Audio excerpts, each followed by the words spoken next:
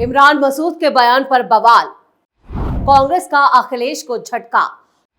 UP में अकेले चुनाव लड़ेंगे राहुल, क्या है कांग्रेस का एक्शन प्लान?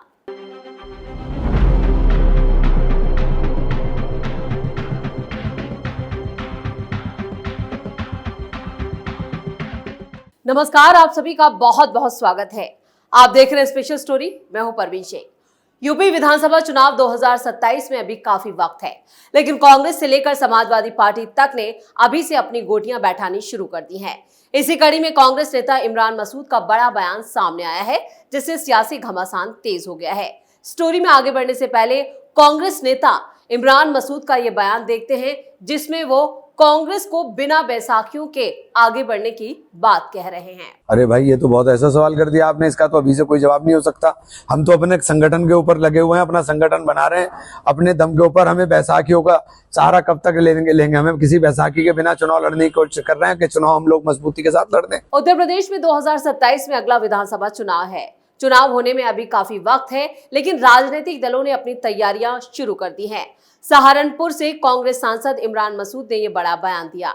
इमरान मसूद ने कहा कि कांग्रेस को किसी बैसाखी की जरूरत नहीं है, हम खुद को मजबूत कर रहे हैं और चुनाव में इस बार 80-17 वाला फार्मूला नहीं चलेगा। दरअसल मीडिया ने इमरान मसूद से एक सवाल किया कि 2027 विधानसभा चुनाव समाजवादी पार्टी के साथ मिलकर लड़ना कांग्रेस को फायदा पहुंचाएगा या नुकसान, जिस पर मसूद ने कहा कि अभी इस पर कुछ भी कहना जल्दबाजी होगी। हम कैसे अभी ये जान सकते हैं? हम अपने संगठन को मजबूत कर रहे हैं। कब तक हम बैसाखी का सहारा लेते रहेंगे? हम बिना बैसाखी के चुनाव लड़ने की कोशिश कर रहे हैं। इमरान मसूद ने पीएम मोदी के उस बयान पर भी प्रतिक्रिया दी, जिसमें उन्होंने कहा कि जो सिंदूर मिटाने निकले थे उन्हें मिट्टी में मिलाया है। इमरान मसूद ने कहा कि हमें तो पीओके की उम्मीद थी, लेकिन सीज फायर का ऐलान हो गया। कांग्रेस सांसद ने कहा कि बीकानेर में पीएम मोदी ने जो कहा है वो बिल्कुल सही कहा है। उनके पास इनपुट होगा, इसलिए जनता के सामने उन्होंने कहा, लेकिन उन्हें यह भी बताना चाहिए कि हमने इन आतंकियों को मार गिराया। हमें उम्मीद थी कि हम पीओके पर नियंत्रण कर लेंगे। हमारी सेना तो पीओके में घुस गई थी। पीओके पर बटन दबाना था, लेकिन सीज फायर का बटन दबा दिया। अगर सीज फायर नहीं होता तो आज पीओके भारत का होता। वैसे ऑपरेशन सिंदूर पर सवाल उठाने वाले इमरान मसूद कांग्रेस के अकेले नेता नहीं है, पूरी कांग्रेस पार्टी ही ऐसी है। राहुल गांधी के तमाम करीबी नेता इसी तरह के सवाल ऑपरेशन सिंदूर और सेना पर उठा रहे हैं, लेकिन जो सवाल कांग्रेस भारतीय सेना पर उठा रही है उसका जवाब उसे आने वाले चुनावों में मिल सकता है। ऑपरेशन सिंदूर को लेकर बीजेपी बड़ी रणनीति के तहत आगे बढ़ रही है। आपको बता दें कि उत्तर प्रदेश में साल 2027 में विधानसभा चुनाव होने हैं। ऐसे में सभी राजनीतिक दल सियासी पिच पर गोटियां फिट करने में जुटे हैं, लेकिन इससे पहले साल 2026 में यूपी में पंचायत चुनाव होने हैं। यूपी पंचायत चुनाव 2026 सियासी दलों के लिए विधानसभा चुनाव से पहले का सेमीफाइनल होगा। पंचायत चुनाव सभी राजनीतिक दलों को यह पता चल जाएगा कि उनकी तैयारी कहां तक कामयाब हुई है और कहां कमी रह गई। यूपी पंचायत चुनाव को लेकर राज्य निर्वाचन आयोग ने भी तैयारियां शुरू कर दी हैं। अगले साल जनवरी-फरवरी में पंचायत चुनाव होने की संभावना है। पंचायत चुनाव को लेकर निर्वाचन आयोग फरवरी के पहले हफ्ते में अधिसूचना भी जारी कर सकता है। इससे पहले सियासी दलों ने गांव-गांव में अपनी जोर आजमाइश अभी से शुरू कर दी है। यहां गौर करने वाली बात है कि 2026 में उत्तर प्रदेश के ग्राम पंचायतों के मौजूदा ग्राम प्रधानों का कार्यकाल खत्म हो रहा है। यूपी में करीब 57,691 ग्राम प्रधान, पंचायत सदस्य, क्षेत्र पंचायत सदस्य, 826 ब्लॉक प्रमुख, 3200 जिला पंचायत सदस्य और 75 जिला पंचायत अध्यक्ष के लिए चुनाव होने हैं। निर्वाचन आयोग ने तैयारियां शुरू की। उत्तर प्रदेश के 67 जनपदों में त्रिस्तरीय पंचायत सामान्य निर्वाचन 2026 के लिए राज्य निर्वाचन आयोग ने करीब 1.27 lakh CR sheet grade CR1 से बनी मत पेटियों की आपूर्ति को टेंडर जारी किया है। 4 महीने के भीतर इन मतपेटियों की डिलीवरी की जानी है। साल 2021 में अप्रैल-मई महीने में यूपी पंचायत चुनाव हुए थे। त्रिस्तरीय पंचायत चुनाव के दौरान सबसे दिलचस्प ग्राम प्रधान का चुनाव होता है, जिसके लिए सभी गांवों में सियासी सरगर्मियां अभी से बढ़ चुकी हैं। पंचायत चुनाव के लिए आरक्षण के बाद यह तस्वीर बिल्कुल साफ हो जाएगी कि किस गांव से कौन चुनावी मैदान में उतरेगा। इस तरह यूपी पंचायत चुनाव को लेकर निर्वाचन आयोग से लेकर गांव के नेताओं ने अपने अपने स्तर से एक्सरसाइज शुरू कर दी है। जिस दल की सत्ता गांव में उसी की सरकार। उत्तर प्रदेश पंचायत चुनाव 2026 से सियासी दलों की तैयारियों का अंदाजा लग जाएगा। विधानसभा चुनाव से पहले पंचायत चुनाव सेमीफाइनल की तरह होता है। देखा गया है कि जिस भी दल की सूबे में सरकार होती है, गांवों में भी उसी दल का दबदबा रहता है। पिछले पंचायत चुनावों पर नजर डालें तो उत्तर प्रदेश में 75 जनपदों की कुल 3050 जिला पंचायत सदस्य सीटों पर हुए चुनाव में बीजेपी और समाजवादी पार्टी से ज्यादा निर्दलियों ने बाजी मारी थी। वही ग्राम प्रधान चुनाव में ज्यादातर सत्ताधारी दल के समर्थक ही जीते थे। इसी तरह जिला पंचायत सदस्यों में सपा को 759, बीजेपी को 768, बीएसपी को 319, कांग्रेस को 125, आरएलडी को 69, आम आदमी पार्टी को 64 और निर्दलीय सबसे ज्यादा 944 सदस्य जीते थे।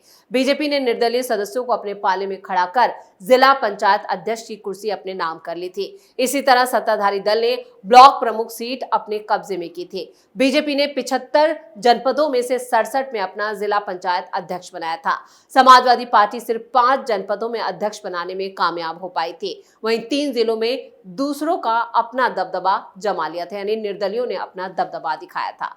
पंचायत चुनाव का यूपी विधानसभा चुनाव का सेमीफाइनल। पंचायत चुनाव 2026 को यूपी विधानसभा चुनाव का सेमीफाइनल इसलिए माना जा रहा है क्योंकि इसके ठीक बाद ही चुनाव होना है। यूपी की 2/3 से ज्यादा सीटें ग्रामीण इलाकों से ही आती हैं। यहाँ पंचायत चुनाव के दौरान सियासी दल इसलिए अपनी पूरी ताकत झोंक रहे हैं क्योंकि इससे उन्हें विधानसभा चुनाव में अपनी तैयारी का आकलन हो जाएगा और 2027 का सियासी मिजाज भी समझ में आ जाएगा। वहीं इसी कड़ी में समाजवादी पार्टी के अध्यक्ष अखिलेश यादव ने कहा है कि युवाओं के लिए नौकरी और रोजगार बीजेपी सरकार के एजेंडे में शामिल नहीं है। जिस तरह से नौकरियों के बारे में ये की गई पोस्ट डिलीट कर दी गई है, वैसे ही नौकरियां उत्तर प्रदेश में डिलीट कर दी गई हैं।